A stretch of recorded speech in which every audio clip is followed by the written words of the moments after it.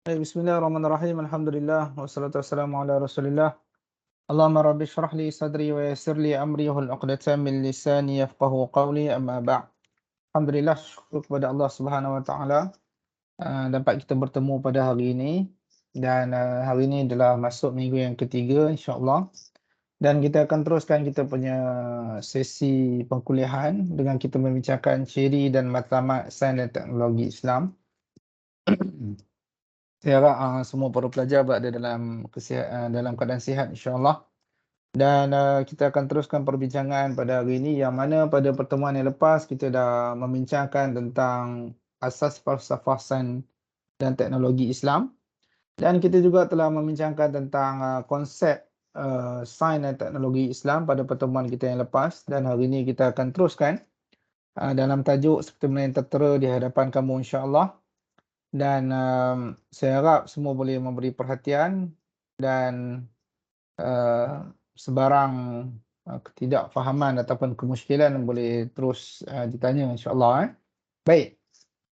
So kita akan tengok dulu kandungan topik ini adalah ciri sains Islam dan matlamat sains Islam. So ada dua kandungan topik yang akan kita pelajari pada hari ini dan hasil kita mempelajari tajuk ini nanti kita akan berjaya insya-Allah memahami ciri-ciri sains dan teknologi Islam dan juga kita dapat memahami sains dan matlamat sains dan teknologi Islam itu sendiri insya-Allah ya.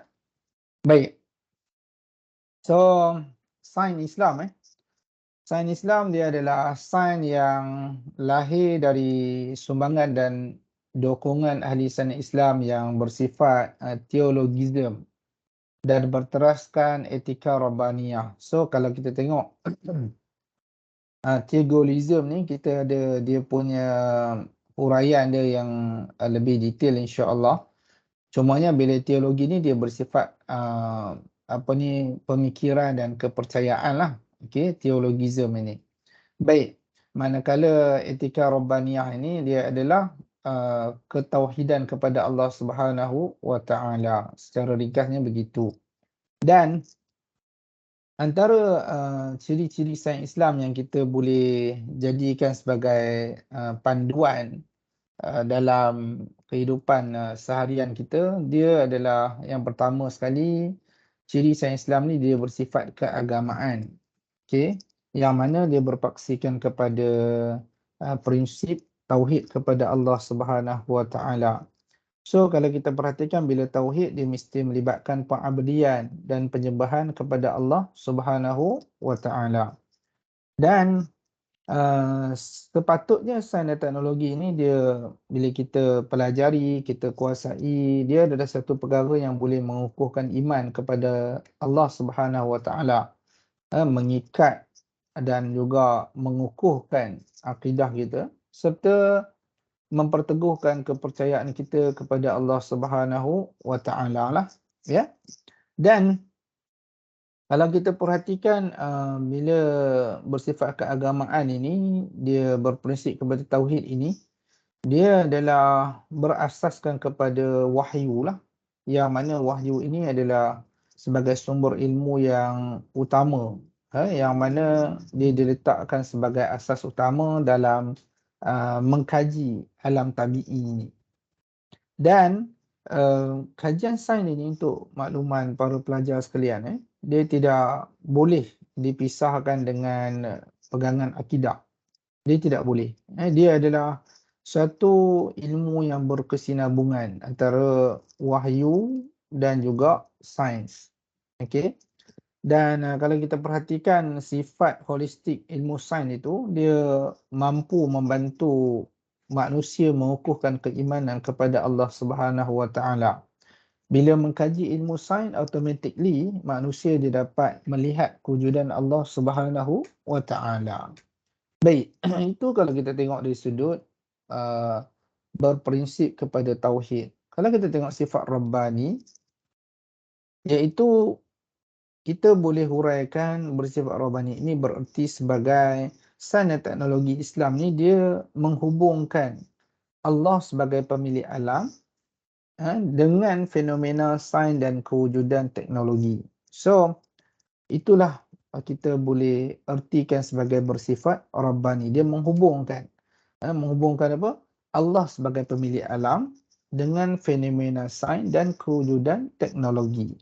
So, kita sebagai seorang saintis Muslim, kita kena percaya, kena yakin bahawa setiap yang berlaku ni adalah bersebab dan disebabkan oleh apa? Oleh ketentuan ataupun sunnatullah.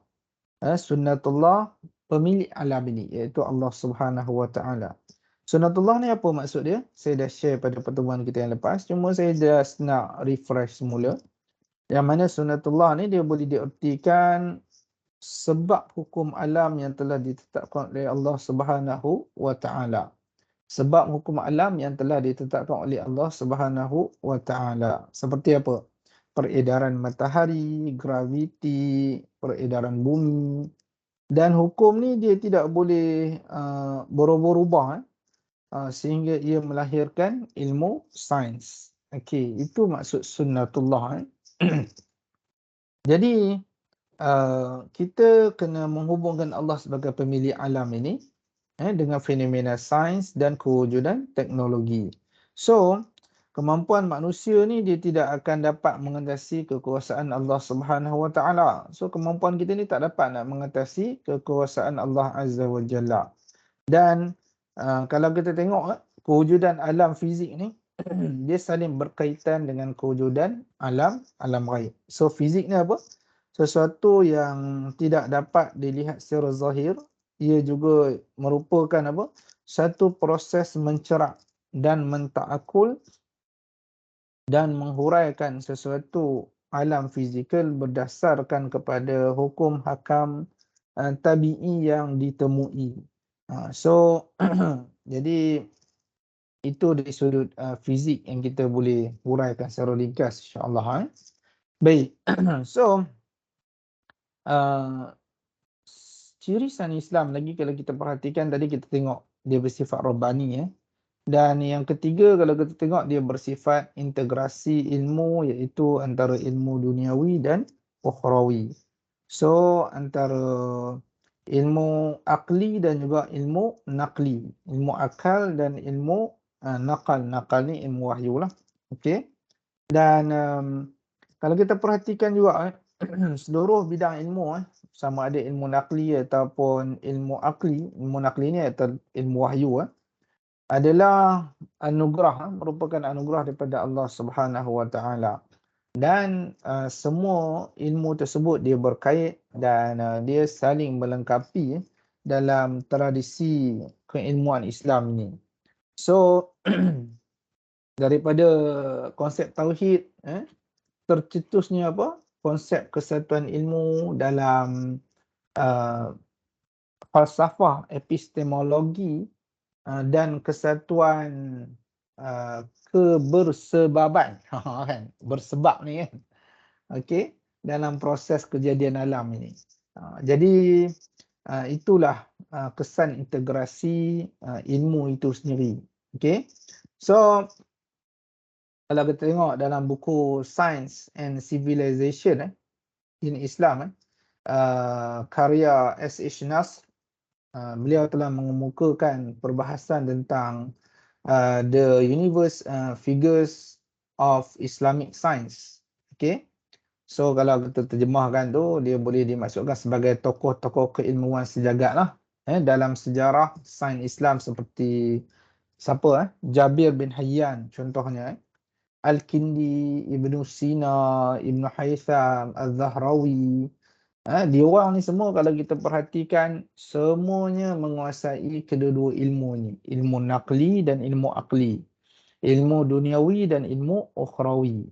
Okey, yang mana diorang gabung jalinkan, integratekan kedua-dua ilmu ini. Maka kesan daripada integrasi ilmu tersebut, maka lahirlah nilai-nilai Rabbaniyah. Nilai-nilai tauhid dalam pembangunan sains dan teknologi. Ya. Baik. So kalau kita perhatikan falsafah sains dan teknologi Islam kalau kita perhatikan juga menggabungkan sebab metafizik, okey, atau dinamakan kesatuan kebersebaban. Kan? Itu kita boleh tengok dalam rujukan-rujukan yang diorang cuba nak menterjemahkan dan memberi faham kepada para pembaca. So, dia menggabungkan sebab metafizik dan metafizik atau dinamakan sebagai kesatuan kebersebaban. Okey. So kalau kita tengok qada dan takdir Allah Subhanahu Wa Taala ni, dia berlaku melalui kesatuan kebersebaban tersebut. Okey. Yang mana Allah Taala merupakan penyebab utama bagi segala sesuatu. Okey. So the first cause. Okey. Jadi manakala sebab-sebab lain adalah penyebab yang kedua. So punca utama adalah daripada Allah Subhanahu Wa Taala. Okey, asbab-asbab lain adalah ataupun sebab-sebab lain adalah penyebab yang kedua. So kalau kita tengok para malaikat dan jin di alam ghaib diambil kira sebagai penyebab kedua dalam doktrin kosmologi Islam.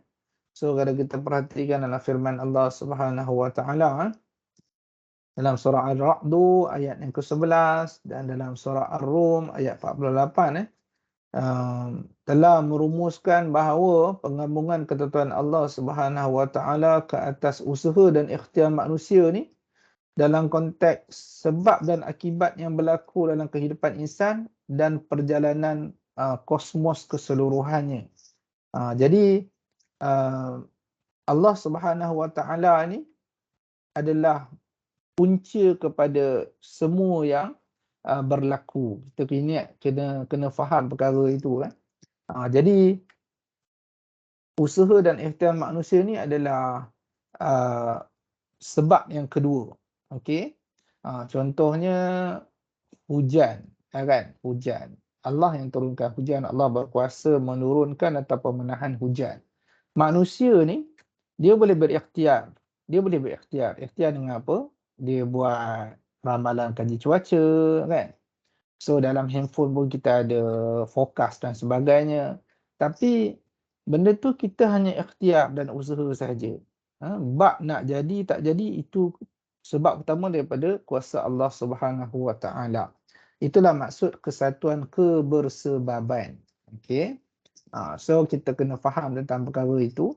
So Allah sebagai punca, the first cause untuk setiap kejadian dan fenomena alam yang berlaku.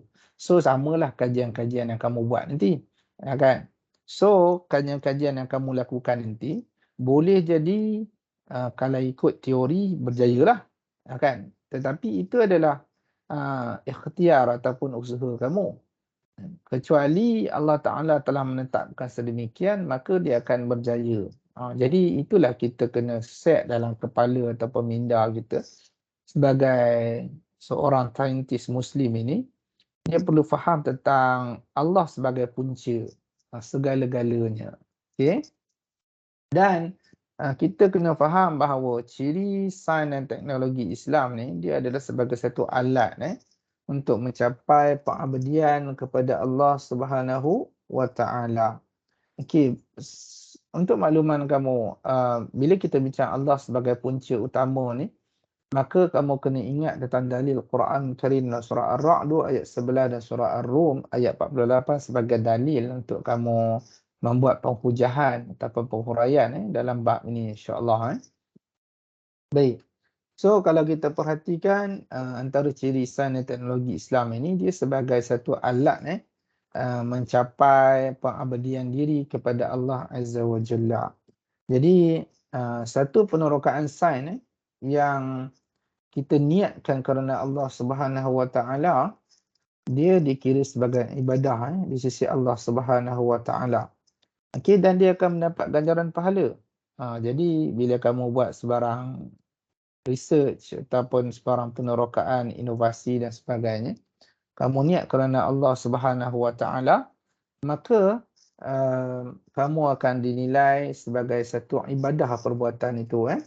Dan bila kita setiap penyelidikan yang kita buat itu mempunyai nilai ibadah. So kita kena bersyukur kepada Allah Subhanahu Wa Taala. Sebab apa? Allah Taala ni dia membuka ruang kepada kita untuk melakukan amal perbuatan itu sehingga dinilai sebagai ibadah dalam setiap aspek kehidupan kita. Ya. Baik. So para pelajar sekalian, boleh dengar suara saya setakat ni?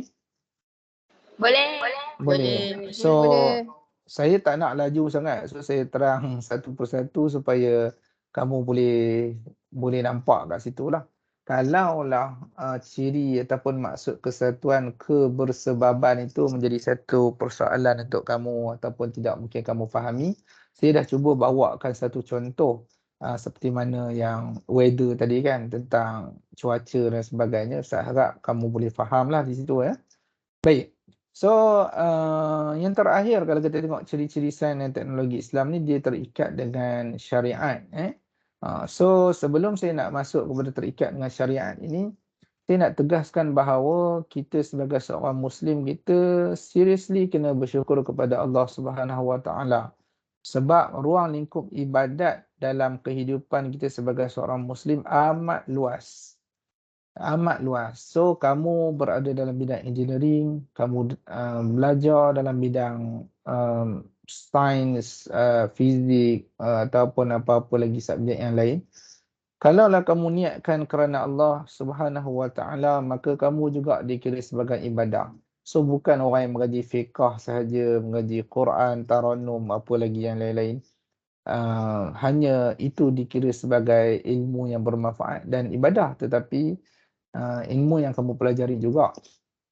Selagi mana niat kamu kerana Allah ataupun ingin mencapai pengabdian diri kamu kepada Allah Subhanahu Wa Taala, kamu tetap juga dinilai sebagai ibadah.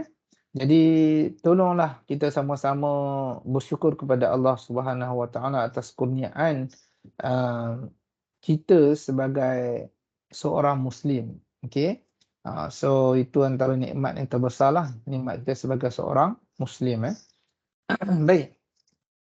Antara ciri sains Islam, sains dan teknologi Islam yang lain, kalau kita tengok dari sudut bersifat keagamaan ni, sains dan teknologi Islam ni dia terikat dengan syariat. So, kajian, penerokaan, penciptaan yang kita buat, dia mestilah satu yang boleh kita dekatkan diri kita dengan Allah Subhanahu Wa Taala. Boleh meningkatkan nilai iman kita kepada Allah Subhanahu Wa Taala. So, bagaimana benda tu kita nak capai? Tidak lain tidak bukan, kita mestilah mematuhi hukum yang telah ditetapkan dalam Islam itu sendiri ataupun dalam syariat. Okay, dan kita menghormati etika yang ataupun akhlak yang ditentukan oleh Allah Subhanahu Wa Taala lah. Yang mana dia adalah bertujuan untuk memelihara manusia dari kemusnahan dan juga penindasan. So, sebarang projek yang kita buat, penerokaan yang kita buat, mestilah kita ada nilai akhlak di dalam itu, yang mana kita kena memelihara hubungan sesama manusia dan mengelakkan daripada kemusnahan dan penindasan. Ya? Jadi itu mungkin sedikit yang boleh saya huraikan berkenaan dengan ciri sains Islam yang bersifat keagamaan. So itu huraian-huraian yang panjang yang saya rasa jelas insya-Allah. Dan kita akan teruskan sifat yang kedua, ciri sains dan teknologi Islam. So ini antara dalil yang mana saya sebutkan tadi kepada kamu, surah Ar-Ra'd. Okey. So semuanya ini adalah Allah Subhanahu Wa Taala sebagai punca utama dan para malaikat ini adalah sebab yang kedua. So semua ini kalau kita perhatikan, Allah Subhanahu Wa Taala lah kuasa ataupun puncanya. Kalau kita perhatikan, bagi manusia ada malaikat-malaikat yang selalu mengikutinya bergiliran. Kan kita sebut dalam Quran, kalau kita baca, kita ada Raqib dan Atid kan. Kita ada malaikat kiri dan kanan. Mereka menjaganya di atas perintah Allah Subhanahu Wa Taala. So kalau kita perhatikan ayat ini, antara doa-doa yang Nabi ajar kepada kita adalah doa-doa perisai. untuk penjagaan diri kita, antaranya doa Bismillahilladzi la yadurru ma'asmihi syai'un fil ardi wala fis sama'i wa huwas sami'un alim. Kamu dah hafal dah doa tu. Ada sesiapa yang dah hafal doa tu? Kalau dah hafal, alhamdulillah. Kalau belum hafal, hafal dan amalkan setiap pagi 3 kali, setiap kali lepas subuh, dan selepas asar kamu baca 3 kali juga. Sebab dalam hadis menyebut, bila seseorang Muslim mengamalkan doa yang saya bacakan tadi, Bismillahilladzi la yadurru ma'asmihi syai'un fil ardi wala fis sama'i wa huwas sami'un alim. Okey. Kalau kita nak dapat pahala pagi ni, okey, semua boleh ikut saya baca lah. Okey, masing-masing dah bersedia? Boleh ikut saya baca ramai-ramai. Para pelajar sekalian, boleh dengar suara saya? Boleh, Ustaz. Okey. So kita buka mic tu kan. So ikut saya baca Bismillah. Boleh ikut saya baca, tak dengar suara kamu semua. Bismillah. Bismillahilladzi la yadurru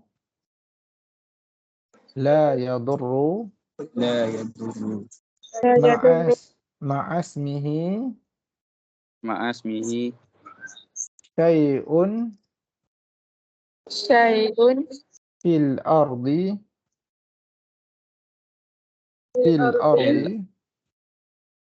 wala fis sama'i wa huwas sami'un alim. Okey.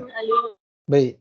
Doa ni bagus dengan nama Allah, la yadurru ma'asmihi syai'un, tidak akan memberi mudarat sesuatu pun. Bismillahilladzi la yadurru ma'asmihi syai'un fil ardi, di atas bumi, apa-apa yang ada di atas bumi, wala fis sama'i, apa-apa yang ada di atas langit, wa huwas sami'un alim, dan dia maha mendengar lagi maha mengetahui. Doa ni antara doa yang maksur daripada Nabi sallallahu alaihi wasallam yang perlulah menjadi satu amalan rutin kita setiap hari. Dan apa-apa yang kamu nak buat pun kamu boleh mulakan dengan bacaan doa ni. Tapi kalau kamu nak amalkan setiap hari, waktu yang disarankan adalah selepas subuh dan selepas asar lah. Sebab bila kita baca selepas subuh, dia akan cover sampai asar. Bila kita baca selepas asar, dia akan cover sampai subuh keesokan harinya. So, penting bila kita baca doa tu. So, sebab tu kadang-kadang kalau kamu perhatikan, ada kejadian-kejadian kemalangan sebagai contoh, yang mana kita tengok kemalangan tu, orang yang berhadapan dengan kemalangan tu boleh jadi teruk, kan? Tapi terpelihara daripada musibah ataupun kecelakaan yang teruk kan. Allah pelihara dia kan. So kadang-kadang doa itu penting, bukan kadang-kadang. Doa itu memang penting setiap hari sebagai pendinding untuk kita lah. Termasuklah kamu sebagai pelajar, sama ada siswa ataupun siswi. Doa ini dia penting sebagai pendinding juga untuk sebarang gangguan syaitan, gangguan-gangguan yang lain yang kita tak tahu apa benda gangguan tu. So ini doa yang maksud daripada Nabi sallallahu alaihi wasallam.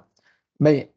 So sesungguhnya Allah tidak merubah keadaan satu kaum sehingga mereka merubah keadaan yang ada pada diri mereka sendiri. Innallaha la yughayyiru ma biqaumin hatta yughayyiru ma bi anfusihim.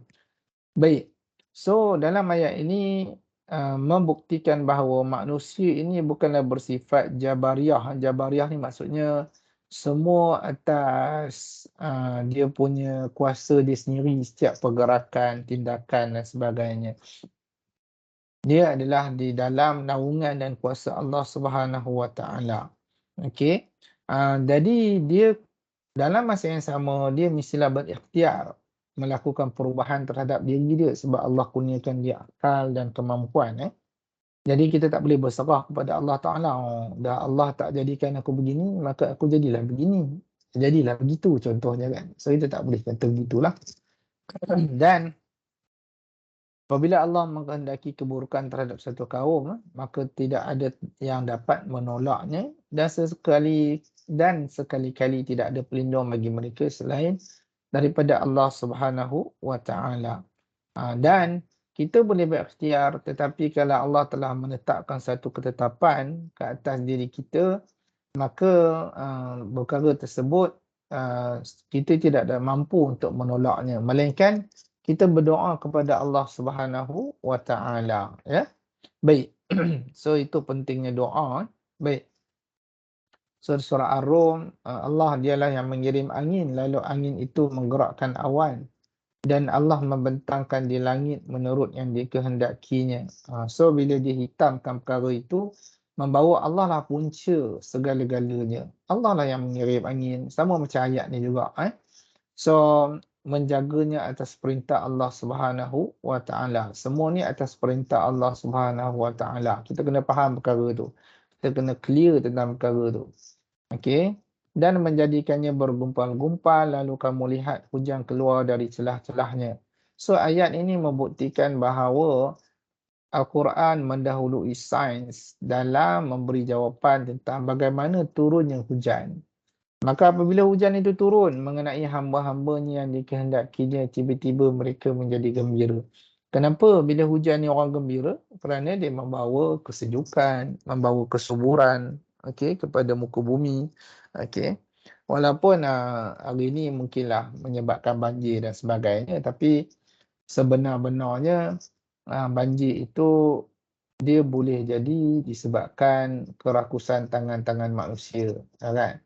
So kita dah ada hutan, kita dah ada dah bukit bukau yang menampung hujan. Tiba-tiba bukit bukau itu ditarah dan sebagainya, dia menyebabkan kesan sebab perbuatan tangan manusia itu. Baik, ini dua dalil yang menunjukkan bahawa Allah sebagai the first cause, okey, dalam kehidupan seharian kita, dan kita kena jelas tentang perkara ini.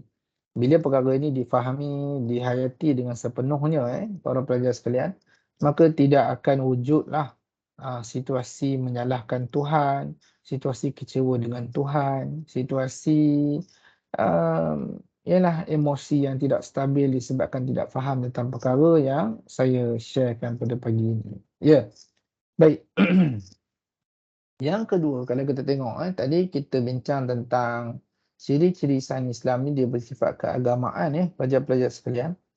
Yang kedua, sains ini dia bersifat, ciri sains dan teknologi Islam ini, kalau kita perhatikan, dia bersifat kepada sifat saintifik. Sifat saintifik. Okey, kalau kita tengok, setiap kebenaran dia perlu kepada pembuktian. So, atas daripada sebab itu, kebenaran perlu kepada pembuktian. Pemerhatian dan penerokaan yang dibuat berdasarkan apa yang terkandung daripada Al-Quran itu, dia perlu kepada kaedah, yang mana sistematik. Dia memerlukan kepada kaedah yang bersistematik ataupun tersusun lah. Yang pertama sekali dia kena ada objektif. Objektif. Yang kedua dia kena ada logik ataupun logik lah sebut kan. Yang ketiga dia kena ada empirical. Kat situ ada dah huraian-huraian ringkas tapi saya akan share dengan lebih detail insya-Allah. Iaitu kalau kita tengok empirical ni ujian dan pemerhatian yang dilaksanakan lah. Yang seterusnya yang keempat adalah sintesis. Sintesis ni apa? Penggabungan, penemuan dan juga pemikiran lah. Gabungan antara penemuan dan juga pemikiran. Dan seterusnya analisis. Analisis. So analisis ni penganalisaan lah. Kita pergi kepada satu persatu. Objektif. Apa itu objektif? Objektif ni dia bermaksud dia bersifat tepat. Dia tidak berpihak, dia tidak berat sebelah lah maksudnya. Dia bersifat adil. So lawan kepada objektif ni adalah bias ataupun bias. So kita tidak bias ke mana-mana. Kita objektif, kan, tidak berpihak. Dan kalau kita tengok juga lawan kepada objektif ni dia adalah bias, dia berprasangka, okey, berpihak dan juga tidak tepat. Ini lawan kepada objektif. So kalau kita berprasangka, itu bukanlah objektif namanya. Baik. So kalau kita perhatikan sains barat ni, diorang selalu menegaskan bahawa kajian diorang ni bersifat objektif. Okey. Dan boleh dibuktikan kebenaran dia. Ada justifikasi melalui evidence ataupun bukti-bukti saintifik lah. Dan itu kenyataan kalau kita tengok sains barat. Okey, macam mana pula sains Islam ni? Bersifat objektifnya sains Islam tu bagaimana? Kalau kita perhatikan sains Islam ni dia bersifat objektif kerana apa? Kerana dia menyediakan dan juga dia ni mematuhi tata cara umum. So maksudnya standard operation procedure lah, SOP So dia ada kriteria tertentu dalam menentukan sama ada satu dakwaan ilmiah itu dapat diterima ataupun tidak. Okey. So dia ada disiplin dia tersendiri. Okey, yang mana dakwaan-dakwaan ilmiah itu dapat diterima ataupun tidak kebenaran ataupun kesahihannya. Okey, itu antara bukti bahawa sains Islam ni dia bersifat objektif. Okey. Jadi tak adalah sains barat saja nak claim dia orang ni bersifat objektif. Sains Islam pun sama. Jadi dia boleh membuktikan perkara itu.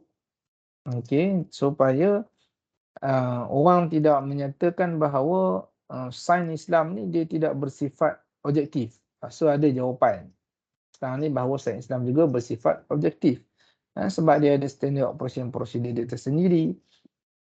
Yang mana kita dah tengok tadi dalam ciri-ciri sains Islam yang bersifat keagamaan itu. Okey. Baik. Dan kalau kita perhatikan sains dan teknologi Islam ni dia juga melalui proses pembuktian kebenaran atau justifikasi ni. Kalau kita perhatikan sifat objektif sains Islam ini terdapat dalam Al-Quranul Karim dalam suratul Isra ayat 36 dan suratul Baqarah ayat 111. Okey. Jadi perkara-perkara itu dia telah dinyatakan dalam Al-Quranul Karim. So seperti mana yang saya sebut tadi, dia ada SOP dia ada kriteria dia. Okey. So itulah jawapan yang kita boleh berikan bila orang tanya adakah sains Islam ni bersifat objektif. Baik. Yang kedua, okey. Bila kita sebut sains Islam ni dia bersifat saintifik. So dia bersifat logik. Okey. Yang mana logik ni dia merupakan satu alat berfikir secara ilmiah, okey, ataupun tersusun bagi mencari kebenaran.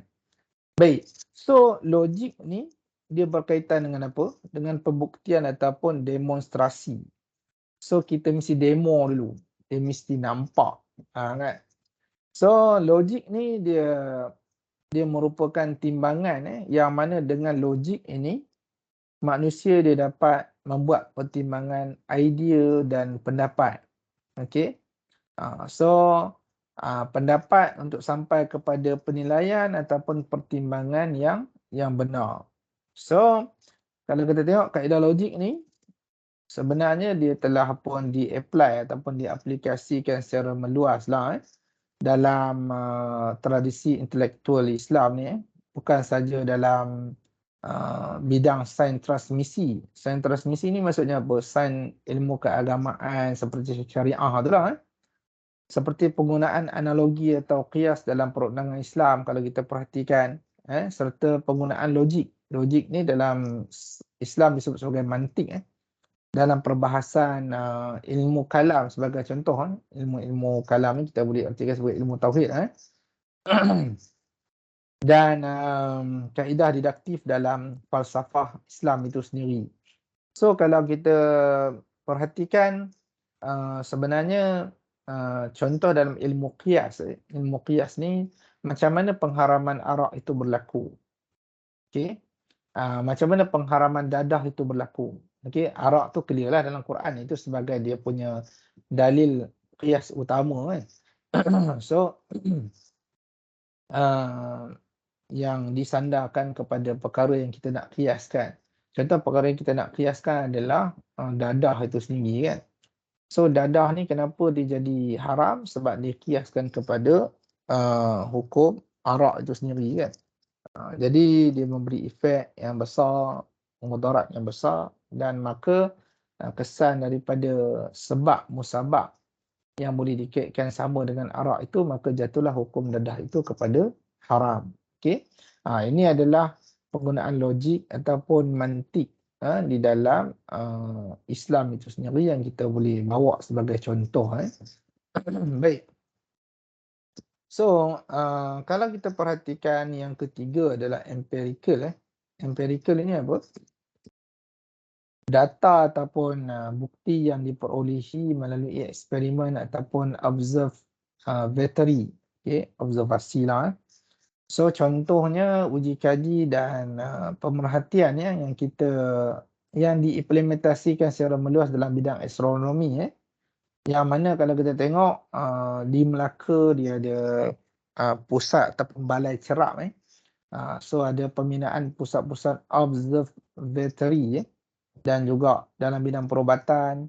So kalau kita perhatikan ada hospital, lab dan sebagainya. Okey, yang mana terbina sejak abad ke-9 Masihi lagi. So empirical ni sebenarnya memang diguna pakai dalam semua bidang sains Islam lah. Jadi dia tidak terkecuali. So empirical ni memang tidak boleh terpisah. Dan inilah sifat saintifik yang terdapat dalam sains dan teknologi Islam. So siapa yang pernah pergi ke Melaka, balai cerap, kalau di Penang dia ada di Pantai Aceh ingat saya. So boleh tengok di situ bagaimana cerapan dalam kaji bintang sebagai contoh dilakukan oleh bahagian falak Jabatan Mufti Negeri Pulau Pinang. Baik. So sains dan teknologi Islam ni dia bersifat saintifik lagi berasaskan kepada sintesis. Okey. So kaedah sintesis. Kaedah ni macam mana? Kalau kita perhatikan secara ringkas apa yang Ustaz share kepada kamu di dalam slide itu, dia adalah gabungan antara pemikiran dan penemuan yang berbeza sebagai sesuatu yang menyeluruh ataupun baru yang mana dia telah digunakan oleh saintis Islam ini sejak permulaan Islam lagi lah.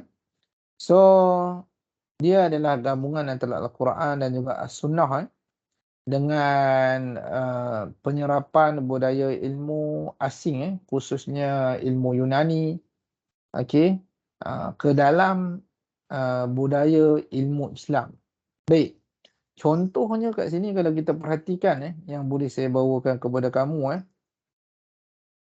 aliran theoretical Galen dan aliran praktikal clinical Hippocrates yang mana telah digabungkan dalam perubatan Islam berpandukan Al-Quran dan juga amalan sunnah Nabi SAW.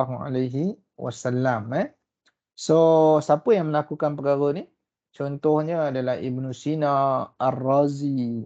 Okey, dia orang gabungkan antara teori ilmu Yunani dan juga Islam itu sendiri. Okey, baik, itu contohlah sintesis yang boleh saya berikan kepada para pelajar sekalian. Baik. So kalau kamu sendiri pada hari ini mungkin kamu melihat teknologi. Sekarang ni antara teknologi yang membangun adalah di Korea sebagai contoh. Di Korea dan Ustaz tengok satu dokumentari apa tajuk dia, Human Playground. So Ustaz tengok bahawa dalam dokumentari tu dia orang ceritakan antara teknologi game yang sekarang ni meningkat maju ataupun uh, apa ni yang hebatlah adalah di Korea Korea Selatan. So dia orang sekarang ni memang hebat dalam pembangunan game itu sendiri, software dan juga uh, orang kata apa, pemain-pemain itu sendiri. So jadi kalau di Malaysia pada hari ini mungkinlah kita hanya sebagai pengguna kan, kita bukan sebagai pembangun kan. So mungkinlah boleh disintesiskan perkara tersebut kan dengan keadaan apa ni IoT pada hari ini kan. Baik. Dan yang seterusnya adalah kaedah analisis So kaedah analisis ni kalau kita tengok dia tulis kat situ pemecahan persoalan saiz secara terperinci sehingga menghasilkan banyak maklumat dan juga data. So setelah data-data itu diperolehi dia dirumuskan untuk menghasilkan satu penemuan ataupun pandangan yang baru. So pemecahan data ini dia boleh menghasilkan penemuan-penemuan yang baru. Contohnya apa? Kalau kita tengok kat situ, pengkajian Ibnu Sina dan Ar-Razi dalam karya-karya mereka yang bersifat analisis dan ensiklopedia perubatan antaranya adalah Al-Qanun fi At-Tib dan Al-Hawi. So ini berasaskan analisis yang diorang lakukan and then menghasilkan satu pengkajian dan penemuan yang baru. Baik. So ini antara ciri-ciri saintifik yang terdapat dalam sains dan teknologi Islam. Okay, yang pertama tadi dia bersifat keagamaan, yang kedua dia bersifat saintifik dan ada huraian-huraian kecil yang telah saya huraikan kepada para pelajar sekalian. Okey, sebelum saya nak ke perbincangan berikutnya ciri-ciri sains dan teknologi Islam ni, kita tengok ini antara yang diguna pakai pada hari ini yang mana proses pendidikan di Malaysia banyak bergantung kepada Bloom's taksonomi teori ni. Nak sebut pun tergeliat juga lidah tu kan. So ini antara perkara yang diguna pakai dalam pendidikan di Malaysia. So kalau kita perhatikan, okay, kita tengok ada satu rujukan yang Ustaz cek tadi, okay, untuk memudahkan kamu. So tentang taksonomi Bloom ini, okay. So dia ini adalah proses untuk pendidikan. So dia satu kajian pengelasan sebenarnya. So dalam proses untuk contohnya kami buat soalan kepada kamu kan. So kami akan melihat kepada taksonomi Bloom ni sebenarnya. Okey. Dia ada 3 domain dalam pendidikan iaitu domain kognitif. Okey, kita perhati kat situ. Yang mana melibatkan pemikiran pelajar. Okey. So dia menekankan aspek intelektual. So dia ada domain efektif. Ni perkembangan sikap, perasaan, emosi. Dan domain psikomotor. Okey, ni perkembangan fizikal pelajar. Okey, so inilah pentaksiran yang diguna pakai oleh semua peringkat pendidikan di Malaysia hari ini. Okey, dalam proses pentaksiran kepada kamu. Okey, so siapa yang kenal kan, itulah Benjamin S. Bloom. Okey. So kalau kita perhatikan kat sini dia ada huraian-huraian dia lah. Okey, kognitif lah, efektif lah, psikomotor lah kan. So ini dia punya proses dia. Okey, saya kecilkan sikit. Okey, so pengetahuan, kefahaman. Okey, sekejap Okey. Okey. So kita tengok kat situ. Okey, penilaian, okay, evaluation, synthesis, analysis, application, okay, comprehension, and then knowledge. Okay.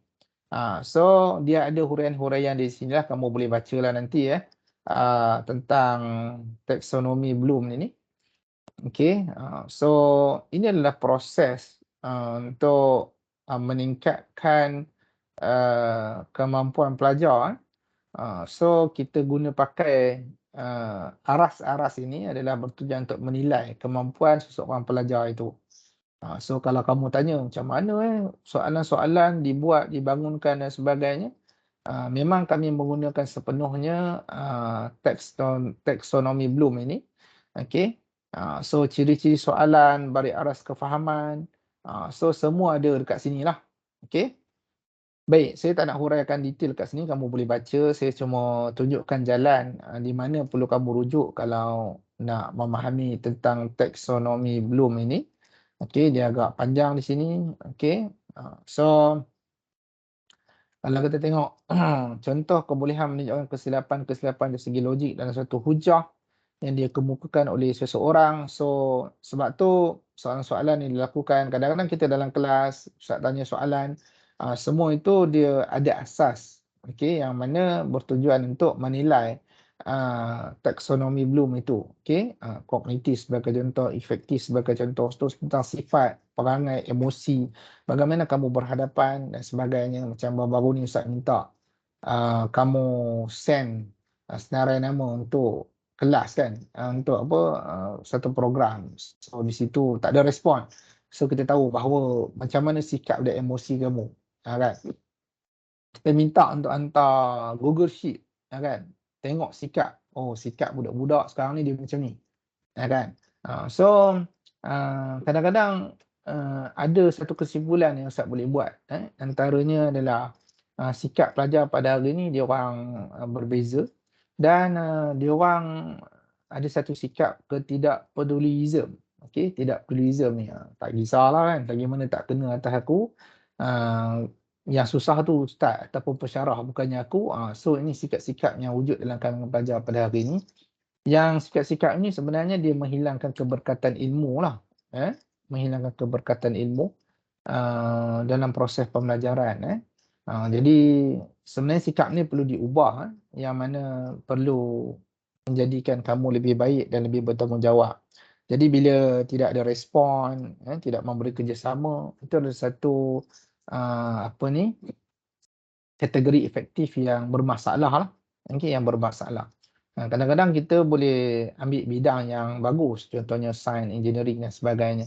Tapi kalau akhlak, sikap kita tidak bertepatan dengan nilai ilmu yang kita peroleh itu, maka dia akan memberi backfire balik lah.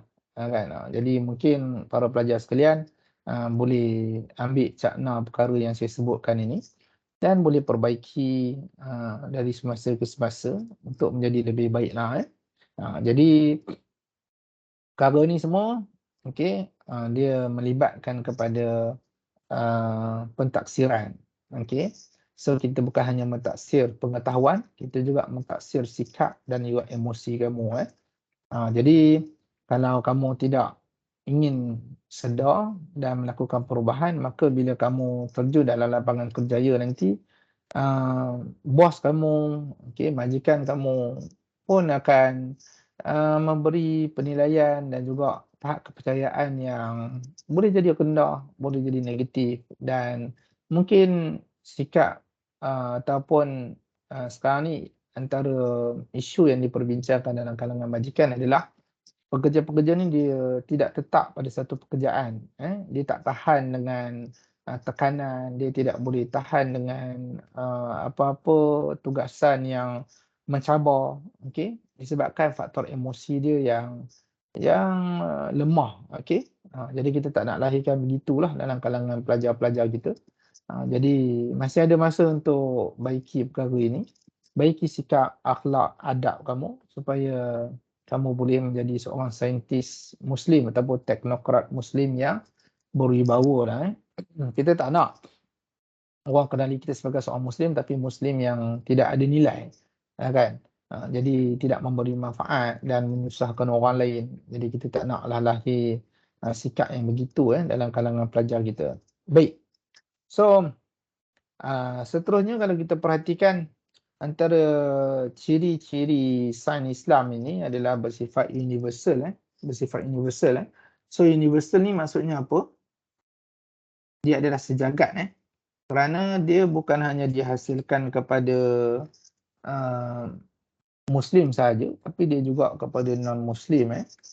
Dan Islam juga dia tidak hanya menerima kajian yang dijalankan oleh orang Islam sahaja. Orang non-Muslim pun tetap orang Islam menerima kajian tersebut. Contohnya macam vaksin dan sebagainya, bukannya orang Muslim yang buat pun. Tetapi selagi mana dia selari dengan matlamat sains Islam, maka dia boleh diterima kajian ataupun keputusan penganalisaan tersebut. Dan yang seterusnya kalau kita perhatikan lagi, ciri sains Islam dia bersifat sepadu dan juga harmoni. So sepadu di sini kalau kita tengok, dia mesti ada keseimbangan yang mana dia menitik beratkan aspek rohani dan jasmani, spiritual, material, fardu ain, fardu kifayah. Okey.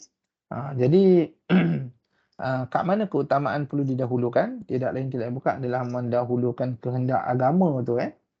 So dalam masa yang sama kita menghormati agama yang lain lah. Okey. Dan kalau kita perhatikan kesejagatan sains dan teknologi Islam ni, dia bukan sahaja penyumbangnya terdiri daripada pelbagai kelompok yang berada di bawah posisi sains dan pemerintah Islam, tapi juga khalayak yang menerima sumbangan sains dan teknologi Islam. Okey, yang mana terdiri dalam pelbagai komuniti dan juga tamadun. Okey. So bukan hanya kelompok yang berada dalam polisi sains ataupun di bawah polisi sains dan pemerintah Islam, tapi juga masyarakat. So itu ciri-ciri sains Islam yang saya boleh share pada pertemuan kita pada hari ini. Dan kalau kita perhatikan, itu baru ciri-ciri sains Islam yang kita bincangkan. So kita tengok pula perbincangan berikutnya. Apakah matlamat sains Islam ini? Apakah matlamat sains Islam ini? So matlamat sains Islam ni kalau kita perhatikan, yang pertama sekali adalah untuk mengenali hakikat dan kejadian alam. Okey, hakikat dan kejadian alam. So kalau kita tengok melalui sains, kita tahu bahawa seks kromosom lelaki menentukan kejantinaan seorang bayi. Okey. So seperti mana kita tahu kejadian bayi ni bagaimana? Dia mula dengan zoosphere, sperm, ovum, okey. Dan dia akan menjadi embrio, dia akan jadi zygote, dia akan jadi embrio, dia akan jadi fetus, dia akan jadi anak. So itu antara hakikat kejadian. So kejadian alam berlaku, kejadian bumi contohnya, dia berlaku selepas kejadian bintang-bintang di langit. Okey. Dan melalui ilmu ini kalau kita perhatikan, manusia dia boleh mendapat manfaat dan kebaikan. Dan yang kedua kita tengok, matlamat sains Islam dia adalah untuk pengagungan ataupun mengagungkan dan membesarkan Allah Subhanahu Wa Taala. Dalam satu hadis Nabi SAW, antara ciri dan sifat seorang Muslim bila dia naik ke tempat tinggi, dia akan menyebut Allahu Akbar. Bila dia turun di tempat rendah, dia menyebut Subhanallah. Ini dalam hadis yang sahih. Ini antara amalan. Contohlah kalau kamu naik kenderaan, kamu naik bukit kan, Allahu Akbar. Kamu turun menuruni bukit, kamu kata Subhanallah. Kamu panjat gunung sebagai contoh kan, kamu adalah hiker sebagai contoh kan. So bila kamu mendaki, kamu banyakkan takbir kepada Allah Azza wa Jalla. Baik. So Allah Ta'ala berfirman dalam suratul Mu'minun ayat yang ke-14. Kemudian kami menjadikan benih nutfah itu alaqah. Kemudian daripada alaqah kami jadikan mudghah. Kemudian daripada mudghah kami jadikan tulang. Dan kami tutup tulang itu dengan daging. Kemudian kami jadikan makhluk berbentuk lain. Maha suci Allah sebaik-baik pencipta. So kalau kita perhatikan dalam Suratul Mukminun ayat 14 ni, dia ceritakan tentang fasa-fasa kejadian bayi. Dan dia telah dibuktikan dengan sains sebenarnya oleh saintis. Dan dalam ayat tersebut juga kalau kita perhatikan, Allah mengakhiri ayat tersebut dengan menyebut apa? Subhanallah, Maha Suci Allah, sebaik-baik pencipta. Baik. So inilah matlamat sains Islam yang mana adalah untuk mengagungkan Allah Subhanahu wa taala. Dan kedua-dua hakikat ni ataupun matlamat ni, pelajar-pelajar sekalian, dia hanya boleh dicapai melalui metod yang betul sebenarnya. Okey. So mesti berkonsepkan tauhid. Okey, yang mana bila kita berkonsepkan tauhid ni, dia dapat melahirkan metodologi saintifik dan juga pendekatan yang mana mengambil kira syariat. Okey, melihat kepada kepatuhan syariat itu sendiri. Okey. So kalau kita tengok, kita ada kajian melalui empirical ataupun empiris. Okay, kita buat eksperimen, pemerhatian, Q&A. Okay. Kita juga ada non-empiris seperti doa, ilham, intuisi. So perkara-perkara ni juga kita tak boleh nak buang. Dia tetap juga ada dalam Islam itu sendiri. Dan Islam sebenarnya dia menggalakkan, okay, untuk mengkaji apa-apa saja yang ada di langit, di bumi dan tidak ada had. Kalau kamu rasa kamu nak pergi angkasa raya kan, kamu nak study seluas mana langit yang kita ada ni, silakan. Tak diberi orang kata kekangan pun, larangan pun tak ada kan. Cuma mampu ataupun tidak lah kan. Baik. So kita ada alam fizik dan alam metafizik. So kita kena meyakini kedua-dua perkara tersebut. Kalau saintis dia tidak meyakini alam metafizik ni, dia hanya meyakini alam fizik saja kan, fizikal kan. Baik. So yang ketiga, apa matlamat sains Islam ni? Okay, matlamat sains Islam ni tidak lain tidak bukan adalah mengkaji alam tabi'i dan interaksinya. Okay, so kita tengok So kalau kita tengok kajian fizik ini, dia satu proses mencerap, menakul ataupun mentakul. Dan juga kita menghuraikan fenomena alam fizikal ni berasaskan kepada hukum-hukum tabi'i yang ditemui lah. So macam kita tengok matahari, bulan, hujan dan sebagainya. So hukum tabi'i yang mana kita tengok. Manakala kalau kita tengok metafizik ni, dia adalah satu kajian tentang alam ghaib. Okey. So bila kita kalau kita tengok fenomena yang dicerap di alam nyata ni secara langsung ataupun tidak, ada kaitan dengan hukum-hukum tabi'i alam fizikal. Okey. So metafizik ni dia ada hubung kait antara satu sama lain. So kita sebagai seorang Muslim, kita kena yakin tentang perkara tersebut. So bagi kita sebagai umat Islam, alam ghaib ini dia merupakan rukun iman. Okay? Dan pemikiran kita ni dia tak boleh lari daripada perspektif metafizik ni. So macam mana pun penyelidikan fizik itu hebat, so tidak lain tidak bukan kita kena bawa penyelidikan kita yang hebat itu kepada mengkagumi Allah Azza wa Jalla, yang boleh kita klasifikasikan sebagai perkara metafizik.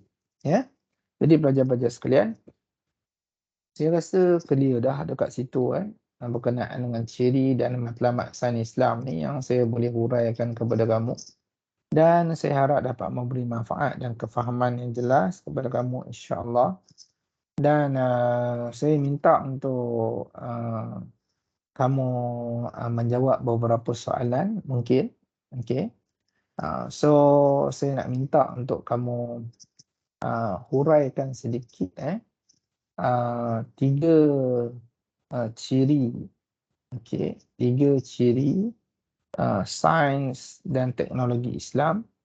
Okey, dari sudut bersifat kepada saintifik. Okey. Ciri sains Islam yang bersifat kepada saintifik, berikan 3 ciri tersebut dan bawakan 3 contoh lah 3 ciri sains Islam yang bersifat saintifik dan 3 contoh daripada 3 ciri tersebut. Bawakan ciri, huraian dan 3 contoh. Jadi boleh jawab nanti di dalam Microsoft Teams, insya-Allah. Jadi saya rasa alhamdulillah, syukur kepada Allah Taala, selesai sudah kita punya pembentangan ataupun kelas kita pada hari ini.